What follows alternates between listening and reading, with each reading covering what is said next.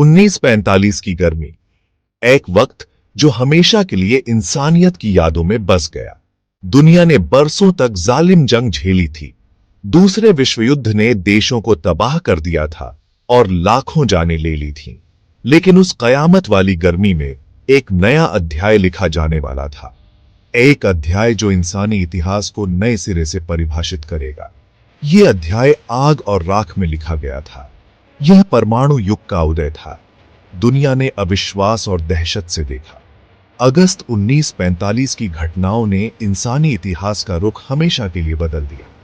Hiroshima और Nagasaki पर परमाणु बमों का इस्तेमाल एक मोड़ था। यह उस विनाशकारी शक्ति की एक कड़ी याद दिलाता है जो इंसानियत के पास थी। यह शांति के लिए एक चेतावनी थी। यह उन भयानक दिनों की कहानी है, उन बमों की कहानी जिन्होंने दूसरे विश्व युद्ध को जल्दी खत्म कर दिया। लेकिन यह बहुत बड़े नुकसान, अकल्पनीय पीड़ा और परमाणु बमों की स्थायी विरासत की भी कहानी है। यह एक ऐसी कहानी है जिसे बताया और याद रखा जाना चाहिए, ताकि हम परमाणु युद्ध की भयावहता से मुक्त भविष्य के लिए प्रयास कर सकें। दूसरा विश्व युद्ध अभूतपूर्व पैमाने और क्रूरता का संघर्ष था। यह 1929 में पोलैंड पर नाजी हमले के साथ शुरू हुआ था।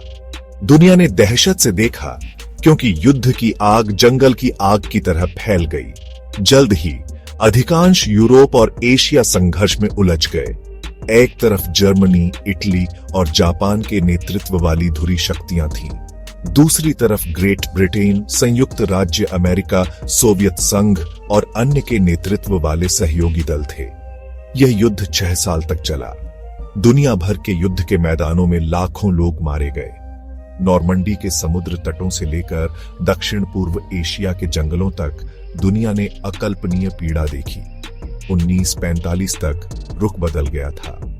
धुरी राष्ट्र हार के कगार पर थे, लेकिन लड़ाई जारी रही।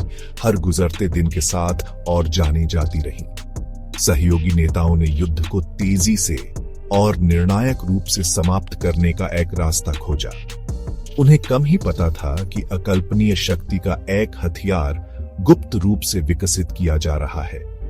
एक हथियार जो जल्द ही दुनिया को हमेशा के लिए बदल देगा। युद्ध के मैदानों से दूर एक अलग तरह का युद्ध छिड़ा हुआ था। वैज्ञानिक उन्नति और तकनीकी नवाचार का युद्ध। संयुक्त राज्य अमेरिका में मैनहट्टन प्रोजेक्ट के नाम से जाना जाने वाला एक अतिगुप्त कार्यक्रम चल रहा था। इसका लक्ष्य दुनिया का पहला परमाणु बम विकसित करना। मैनहट्टन प्रोजेक्ट दुनिया भर के सबसे प्रतिभाशाली वैज्ञानिकों और इंजीनियरों को एक साथ लाया। गुप्त प्रयोगशालाओं में अथक परिश्रम करते हुए उन्होंने परमाणु के रहस्यों को उजागर करने के लिए समय के विरुद्ध दौड़ लगाई। यह परियोजना गोपनीयता में डूबी हुई थी। परियोजना के बाहर बहुत कम लोग इसके वास्तविक उद्देश्य या उस विनाशकारी शक्ति के बारे में जानते थे जो इसकी मुट्ठी में थी। अंत में वर्षों के अनुसंधान और विकास के बाद असंभव संभव हो गया। जुलाई 1945 में न्यू मैक्सिको के रेगिस्तान में पहले परमाणु बम का सफलतापूर्वक परीक्षण किया गया। दुनिया ने परमाणु युग में प्रवेश कर लिया था और इसके साथ ही वादे और संकट दोनों का एक नया युग शुरू हो गया था। भाग 4, हिरोशिमा अनदेखी तबाही की एक झलक। 6 अगस्त 1945। दुनिया किसी भी दूसरे दिन की तरह जाग उठी, उस भयावहता से अनजान जो उसका इंतजार कर रही थी। एनोला गे नाम का एक B-29 बॉम्बर हिरोशिमा शहर के पास पहुंचा। इसके पेट में एक परमाणु बम था जिसका कोड नेम लिटिल बॉय था। सुबह 8:15 पर बम गिराया गया। यह 15,000 टन TNT के बल से फटा। दुनिया ने ऐसा कुछ कभी नहीं देखा था। रोशनी की एक चकाचौंध ने आसमान को रोशन कर दिया। एक बहरा कर देने वाली दहाड़ ने शहर की नींव हिला दी। एक विशाल मशरूम बादल हवा में उठा। हिरोशिमा तुरंत अकल्पनीय तबाही के दृश्य में बदल गया। इमारतें मलबे में तब्दील हो गईं। सड़कें मलबे और मृतकों के शवों से अटी पड़ी थीं। हवा एक अनदेखी ऊर्जा से चटकती प्रतीत हो रही थी। हजारों लोग तत्काल मारे गए। आने वाले दिनों में कई और लोग मारे जाएंगे। भाग 5, नागासाकी निराशा का एक और साया। 3 दिन बाद दुनिया हिरोशिमा की भयावहता से डगमगा गई, लेकिन सबसे बुरा अभी बाकी था। 9 अगस्त को एक दूसरा B-29 बॉम्बर बॉक्सकार एक और परमाणु बम फैट मैन के साथ उड़ान भरी। इसका लक्ष्य बंदरगाह शहर नागासाकी। सुबह 11:02 पर बम 21,000 टन TNT के बल के साथ नागासाकी के ऊपर फटा। शहर पहले हिरोशिमा की तरह तुरंत आग और विनाश के समुद्र में समा गया। हजारों लोग पलक झपकते ही मारे गए। दुनिया ने अविश्वास और दहशत से देखा, क्योंकि परमाणु युद्ध की भयावहता एक बार फिर सामने आई। नागासाकी पर बमबारी ने मानव इतिहास में एक भयानक मील का पत्थर स्थापित किया। यह दूसरी और आज तक आखिरी बार था जब युद्ध में परमाणु बम का इस्तेमाल किया गया था। हिरोशिमा और नागासाकी पर हुई तबाही ने परमाणु हथियारों की विनाशकारी क्षमता की एक कड़ी याद दिला दी। यह एक चेतावनी थी जिसे दुनिया नजरअंदाज नहीं कर सकती थी। भाग 6 तूफान के बाद सन्नाटा, आत्मसमर्पण और उसके बाद। बम विस्फोटों के बाद जापान पर एक स्तब्ध सन्नाटा छा गया। राष्ट्र खंडहर में था, उसके शहर परमाणु बम की अकल्पनीय शक्ति से जख्मी थे। दुनिया ने अपनी सांस रोक रखी थी, यह देखने के लिए इंतजार कर रही थी कि आगे क्या होगा।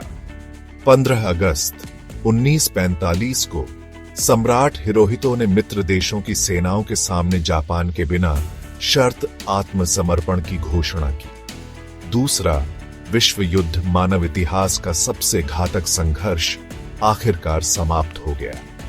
दुनिया ने जीत का जश्न मनाया, लेकिन यह एक ऐसा जश्न था जो दुख और परमाणु युग की भयानक क्षमता के गंभीर एहसास से मिला हुआ था।